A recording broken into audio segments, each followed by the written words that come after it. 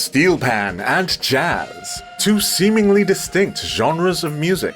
However, over time, various artists were able to make the fusion work, including the aptly named band Panazz.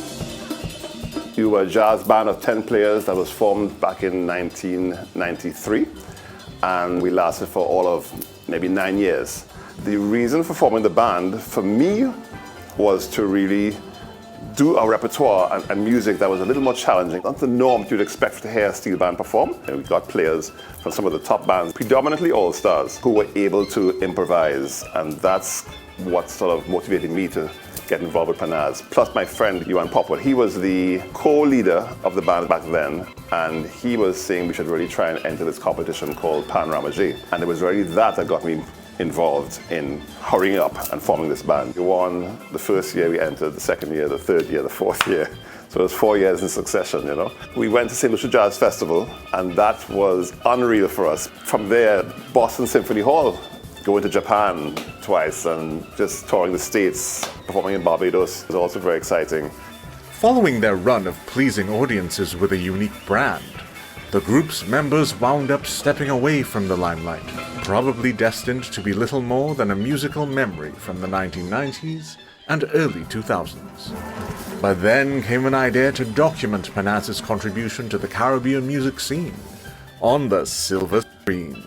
I just finished my first year in the Harvard-Berkeley dual degree program, where I'm studying biology at Harvard and film scoring at Berkeley.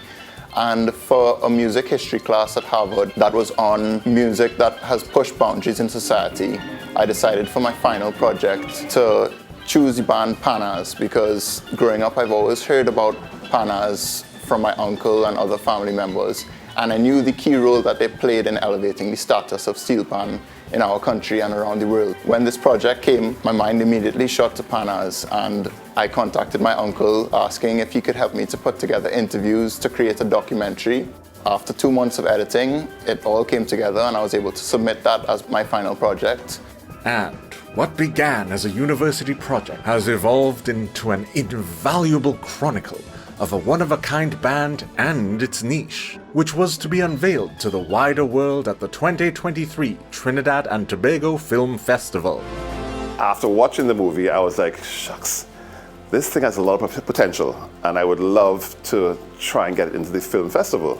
They accepted it. They just said they loved how it came across, and they loved the interviews and whatnot.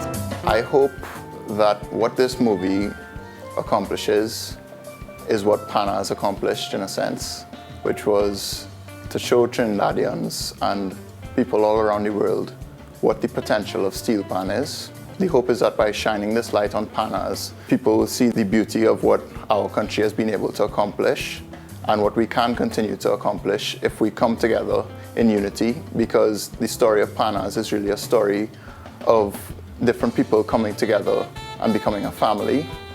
And I hope that musicians and anybody could just see that to accomplish something so great requires that love for each other, and that it is through that the sky will be the limit. Panazz the band's existence was lively during its time. Panazz the movie now brings the group's achievements back into focus for the current generation of entertainment fans.